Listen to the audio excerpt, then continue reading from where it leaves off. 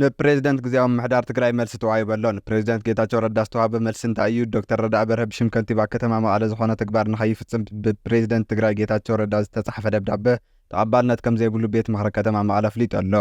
ቤት ምኽሪ ከተማ መቐለ ራብዓይ ዘመን መበል ሻምናይ ህፁፅ ጉባኤ 21 ጥቅምቲ 2017 ዓ.ም ኣሳሊጡ ኣሎ። እቲ ቤት ምኽሪ ኣብ ዘሳለጦ ህፁፅ ጉባኤ ዶክተር ረዳእ በርሀ ብሽም ከንቲባ ከተማ መቐለ ዝኾነ ተግባር ንኸይፍጽም ብፕሬዝዳንት ግዚያዊ ምሕዳር ትግራይ ዝተጻሕፈ ደብዳቤ ተቐባልነት ከም ዘይብሉ ዝቐረበ ውሳነ ሓሳብ ብኽልተ ተዓቂቦ ብኣብዝሓ ድምፂ ኣጽዲቑ ኣሎ። ኣፈ ጉባኤ ቤት ምኽሪ ከተማ መቐለ ወይዘሮ ራሕማ ዓብደልቃድር ካብ ኣባላት ቤት ምኽሪ ንዝተላዕሉ ሕቶታት መብርህ እንትህባ ዶክተር ረዳእ በርሀ ኣባል ቤት ምኽሪ ከተማ መቐለ ስለ ዘይኮኑ ብምክትል ከንቲባነት እምበር ብከንቲባነት ኣይተሸሙን ኢለን ኣለዋ። ብስራሕ ጉዳይ ምክትል ከንቲባ ጥራሕ ዘይኮነስ ቤት ምኽሪ እውን ምስ ግዚያዊ ምሕዳር ይሰርሕ ዝበላ እተን ኣፈ ጉባኤ ሙሻመን ሙራድን ግን ናይ ቤት ምኽሪ ስራሕ እዩ ኢለን።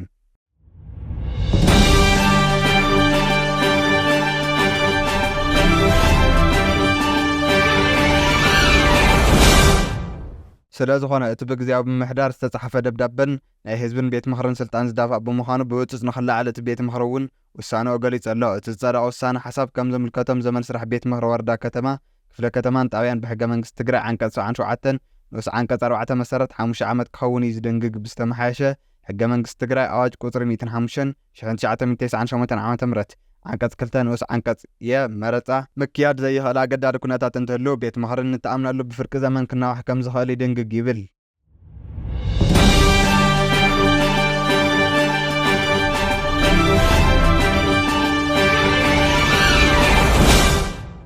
ተፀዋዕነት ቤት ምኽሪ ድማ ብሕገ መንግስቲ መሰረት ንዝመረፆ ህዝቢ ሕገ መንግስቲ ንሕሊ እዩ ዝብል ብዝተመሓየሸ ሕገ መንግስቲ ትግራይ ኣዋጅ ቁፅሪ 98/1998 ዓ.ም ዓንቀጽ 7-3 መሰረት ብሕገ መንግስቲ ትግራይ ዓንቀጽ 82 ከም ዘለዎ ከም ብሓድሽ ብዝተወሰኸሉ ከንቲባ ወይ እውን ዋና ኣመሓዳሪት ፀዋዕነት ንቤት ምኽሪ ኮይኑ ርእሰ ምሕዳር ተፀዋዕነት ዝኾነሉ ኣገባብነት ብሕጊ ውስን እዩ ዝብል ክብል እውን እዩ ዝጠቅስ።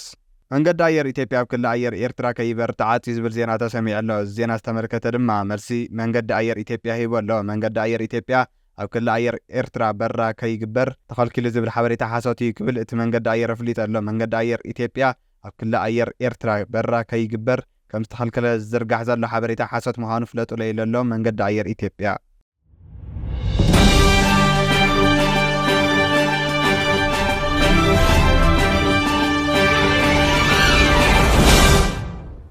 እቲ መንገዲ ኣየር ነዚ ጉዳይ ብዝምልከት ኣብ ዘውፅኦ ሓበሬታ ሎሚ ገለ ማሕበራዊ መራኸብታት መንገዲ ኣየር ኢትዮጵያ ኣብ ክልል ኣየር ኤርትራ በራ ከይግበር ከም ዝተኸልከለ ዝገልጹ ሓበሬታታት ይዝርግሑ ኣለዉ። እዚ ድማ ሓሶት እዩ ኢሉ ኣሎ። ይኹን እምበር መንገዲ ኣየር ኢትዮጵያ ነዚ ሲቪል ኣቪዬሽን ኤርትራ ክልል ኣየር ኤርትራ ንኽጥቀም ፍቓድ ተዋሂቡ ክልል ኣየር ኤርትራ ንስሩዕ በረራታት ይጥቀመሉ ከም ዘሎ እዩ ኣረጋጊጹ።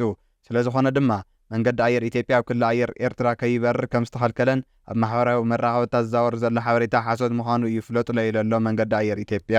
ዘረባ ቀዳማይ ሚኒስተር ብዙሓት ዝቀባበልዎ ዘለዉ ዜና ኮይኑ ኣሎ። ቀዳማይ ሚኒስተር ኣብዪ ኣሕመድ ኢትዮጵያ እንተተተንኪፋ ዝኾነ ይኹን ኣካል ንድሕሪት ኣይትብልን እያ ክብሉ እዮም ኣጠንቂቖም።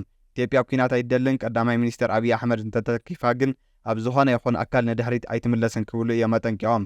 ኢትዮጵያን ማንም ሰው ዛሬ በኃይል መውረር አይችልም። ማንም ለመመከት የሚያስችል በቂ አቅም አለ።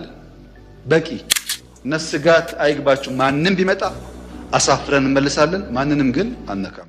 እቶም ቀዳማይ ሚኒስተር ወራሪ ኢትዮጵያ ንምምካት እኹል ዓቕሚ ኣለና ክብሉ እውን እዮም ገሊፆም ዘለዉ። እታ ሃገር ኣብ ውግእ ዘጋጠመ ሓጓፋት ዝመልኡ ነገራት ምፍራይ ከም ጀመረት እውን እዮም ገሊፆም ዘለዉ። ሓሙስ 21 ጥቅምቲ ቀዳማይ ሚኒስተር ኣብ 2017 ዓ.ም ስሩዕ ኣኼባ ባይቶ ኣብ ዝሃቦ መብርሂ ኢትዮጵያ ምስ ጎረባብቲ ሃገራት ናብ ኩናት ክትኣቱ ትኽእል እያ ዝብል ሓሊፉ ዝቐርብ ዝነበረ መፍራሕ ምላሽ ሂቦም ኣለዉ። ገለ ሰባት ነዚ ጉዳይ ምስ ኤርትራ ካብ ዘዛምድዎ ካልኦት ሃገራት ድማ ብዛዕባ ኢትዮጵያ ክዛረቡ ይኽእላ እየን ዝብል ስክፍታ ከም ዘለዎ እውን እዩ ኣመልኪቶም ዘለዉ። ካብ ኤርትራ ይኹን ካብ ጅቡቲ ካብ ሶማልያ ይኹን ካብ ኬንያ ኣብዪ ኣብ ዝሃቦ መብርሂ ሰላማዊ ጉርብትና ንኢትዮጵያ ጠቓሚ ምዃኑ እዮም ኣመልኪቶም። ምስ መን ኩናት ክህሉ ይኽእል ምስ መን ከ ዝያዳ ተሓራሪፎም ኣሎ ንዝብል ግን ብዙሕ ኣይተዛረቡን።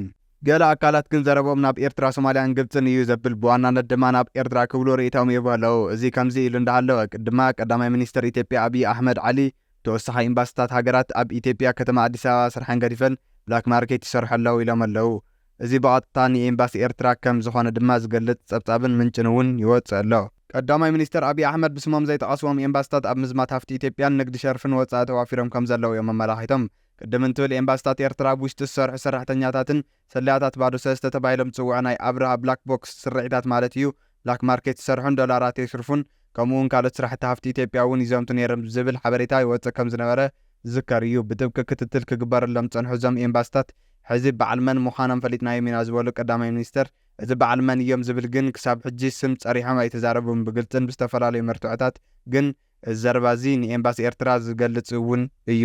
ምክንያቱ ድማ ኣብቲ ዘረቦም ምስቲ ዘሎ ሓደ ሕሚሚ ነገር ከይነባላሽ ኢና ስቕ ኢልና እምበር ክብሉ እዮም ተዛሪቦም ነገር ከይባላሾ ምስ መን ምስ ኤርትራ ዝብል እውን ጭቡጥ መረዳእታ ወፅኡ ኣሎ። ቀዳማይ ሚኒስተር ኣብዪ ኣሕመድ ትማሊ ኣብ ዝገበርዎ ኣኼባ መብራህርሂ ሂቦም ኣለዉ። ንኢትዮጵያ ማንም ብሓይሊ ክወራ ይኽእልን ክብሉ ተዛሪቦም ኣለዉ። ንምምካት ዝኸውን እኹል ዓቕሚ ኣለና ክብሉ ገሊፆም ኣለዉ። ኣብ ትግራይ ኣብ ልዕሊ ደቂ ኣንስትዮ ብፍሉይ ኣብ ልዕሊ ኩሉ ወዲ ሰብ ከዓ ብሓፈሻ ዝፍፀም ዘሎ ስካዕካዕ ቅትለት ብደረጃ ብሄራዊ ሓደጋ ክረአ ዘይምኽኣሉ ካብ ዝገደድ ናብ ዝኸፈ ይቕፅል ምህላው ተገሊጹ። መራሕቲ ሃይማኖትን ዓበይቲ ዓድን ከም ወከልቲ ማሕበረሰብ ክሳብ ደረጃ ብሄራዊ ሓዘን ዝግለጽ ኩነኔን ተግሳፅን ኣብ ክንዲ ምግባር ስቕታ ምምራቶም መራሕቲ ፖለቲካን ኣካላት ፍትሕን ድማ ንገበነኛታት ኣምሃራይ ስጉምትን ብምውሳድ ገበነኛታት ክዕገቱ ብዘይምግባሮም ኣብ ታሪክ ትግራይ ጸሊምነት የምዝግቡ ብምህላው እዩ ዝግለጽ ዘሎ። ብፍላይ ኣብ ልዕሊ ደቂ ኣንስትዮ ዝፍጸም ዘሎ ዝስካዕካዕ ቅትለት ጫፍ ኣረመኔነት ዝተንክፈ ፍጻሚ ብምዃኑ ብዙሓት ንውሽጢ ደም ክነብዑ እናገበሮም ይርከብ። ገድሊ ትግራይ ከይዛር ተባሂል ዛድስቲ ዕድሚኣ ሓቢረናና ዝተንከራታታ ሓቢረናና ንተፈጥሮ ዝበድሃ ኣሓድና ሕዚ ከሪዕናየን ዳግም ተመሊስና ዓዲ ምስ ኣተዋ ዓሚትና ኣብ መንገዲ ሓሪድና ገዲፍናየን ተመርዒና ዓዲ ሰናይ ዕፉና ምስ ኣተዋ ቀቲልናየን ፍትሒ ከይረጋገፅ በተረልዓትና ፀቒጥና ፍትሒ ጓዕቴትና ኣለን ፈቆዶ ለይታዊ ትልሂታት ግዳይ ሕማምን ኣእምራዊ መጉዳእትን ጌርናየን ስድነትና ገሊፅናለን ዝብል ጓሂ ዘልዕሉ ዘለዉ ንምንታይ ዝብል ሕቶ እውን እናቕረቡ እዮም። መስራቲት ትካል ገባሪ ሰናይ ዕብየት መሰረት ሓዱሽ ብወገና ኣብ ቢሮና ዝመፁ ኣብ ልዕሊ ተጋሩ ኣሓድና ዝተፈፀሙ ግፍዕታት ቅትለታት መረዳእታታት ብዙሓት እዮም። ገሊኦም ናብ ማሕበራዊ መራኸብታት እውን ክወፁ ዘይፍቀዱ ስለ ዝኾኑ ክትሰምዖም ክትገልፆም ዘሰቅዑ ይኾኑ ካብ ዝስሩ ግን ደቂ ኣንስትዮ ትግራይ ንፅጋዕሉን እንሕበአሉን ውሕስ ቦታ ዝበሃል እኮ የብልናን ብምባል መጠን ናይቲ ዘስካሕካሕ ጭቃነ ኣዝዩ ዝኸፍአ ምዃኑ ገሊፃ። ኣብ ገዛና ኣብ ሰፈርና ኣብ መንገዲ ኣብ ቤት ትምህርቲ ኣብ ዩኒቨርሲቲ ኣብ ሆስፒታል ኣብ ኣብያተ እምነት ኣብ ማይ ጸሎት ኣብ ማዕረፋ ጋይሽ ኣብ ኩሉ ቦታን ከባቢን ኣብ ጥቓና ዝርከብ ወዲ ተባዕታይ ዝበፅሐና ዘሎ ብውልቀን ብጉጅለን ዝግበር ዓመፅን ጾታዊ መጥቃዕትን መቕተልትን ብጣዕሚ መስካሕክሒ እዩ። ከመይድና ኢና ከምዚ ተጨኻኺና እሞ ናበይ ኢና ደኣ ክንከይድ ክትብል እውን ብዛዕባ ተጨናቑ ኩነታት ሓቲት ኣላ። ሰራዊት ትግራይ ኣዝዩ ኣገዳሲ ምዃኑ ዝተኣመነሉ ውሳነ ከም ዘመሓላለፈ ተገሊጹ። ፖለቲካ ቀርኒ ኣፍሪካ ብሕልኽልኻዊ ምዕራፍ ኣብ ዘቕናዕሉ ዘሎ እቲ ወቕቲ መራሒ ብልጽግና ኣብቲ ንፈለማ እዋን ኣብ ታሪኹ ንትግራይ ብዝኾነ ይኹን ኣጀንዳ ከየልዓለ ዘመሓላለፈሉ መድረኽ ባይተ ተወከልቲ ህዝቢ ኢትዮጵያ ዘሳለጠ ኮይኑ ሰራዊት ትግራይ ብግዲኡ ኩነታት ትግራይን ዞባኣን ዝድህስስ ቤት ምኽሪ ጸጥታ ከም ዘጣየሸ ይስማዕ ዘሎ። ብዙሓት ወገናት ነቲ ኣብ ቀርኒ ኣፍሪካ ዝምዕብድ ዘሎ ዘይንብሩ ኩነታት ከም ዘሻቐሎ ብምግላጽ ጉዳይ ኢትዮጵያን ኤርትራን ናብ ኩናት ናይ ምእታው ዕድል ይህልዎ ዶ ዕድል እንተሃልይዎ ኣብ ቀረባ እዋን ናይ ምዃን ተኽእሎ ኣለዎ ዶ? ነዚ ሓያላት ሃገራት ብኣንጻር ዓለም ለኻዊ ሕጊ ዘይኮነስ ብኣንጻር ብሄራዊ ረብሐአን መዚነን እንታይ መሬት ትግራይ ፈቒድናሉ ማለት እቲ ኩናት ብስቕታ ተቐቢልና ማለት ድዩ? እዚ እንተኾይኑ ምላሽ ሻዕብያ ንከተማታት ትግራይ ዕላማ ዝገበረን ኣብ መሬት ትግራይ ዝካየደሉ ቅዲ ኩናትን ክኽተል ይኽእል ዶ ይኸውን? ብመሰረቱ ኸ መሬት ትግራይ ኣይንፈቅድን እንተኢልና ሻዕብያ ኮነ ብልጽግና ንመሬትና ብነፃ ክገርፍዎ ይኽእሉ ዶ? ኣብ ኩሉ እዚ ምላሽን ቅዋምን ትግራይ እንታይ እዩ ክኸውን ዝኽእል?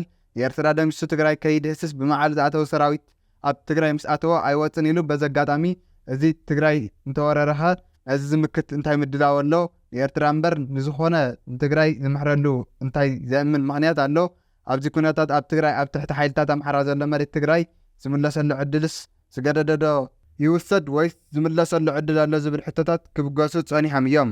ካብዚ ብምብጋስ ድማ ሰዓራይ ዘይብሉ ከቢድ ክኸውን እውን ይኽእል እዩ። ነዚ ምድላው የድልዮ ኣቕሊልካ ዘይረብ ብጣዕሚ ሕልኽልኽ ዝበለ ፖለቲካውን ወታደራዊ ምድላው ዝሓትት እዩ ዝብል ለበዋ ክቐርብ ጸኒሑ እዩ። ነዚ ዝተመልከተ ዝመስል ሰራዊት ትግራይ ኣብ እዋን መኸተ ሴንትራል ኮማንድ ፖስትን ወታደራዊ ኮማንድ ፖስትን ዝብሉ ክልተ ወዳበታት ናብ ሓደ ብምጥማር ብደረጃ ትግራይ ን7 ኣባላቱ ሓደ ላዕለዋይ ብሄራዊ ፀጥታ ከም ዘጣየሸ ተፈሊጡ ኣሎ።